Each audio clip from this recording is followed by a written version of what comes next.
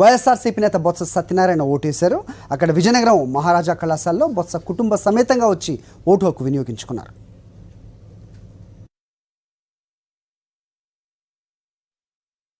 ప్రజాస్వామ్యాన్ని పరిరక్షించుకోవడానికి ప్రతి ఒక్కరూ ఓటు హక్కు వినియోగించుకోవాలి.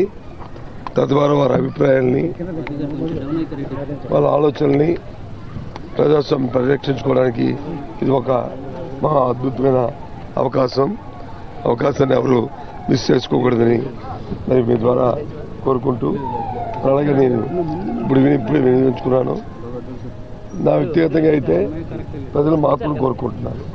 ఒక మంచి ప్రభుత్వం రావాలి, మా కోసం ఆలోచించే ప్రభుత్వం రావాలి, మా అభివృద్ధిని కాంక్షించే ప్రభుత్వం రావాలి, ఈ రాష్ట్ర అభివృద్ధి చెందే ప్రభుత్వం రావాలని కోరుకుంటున్నారు.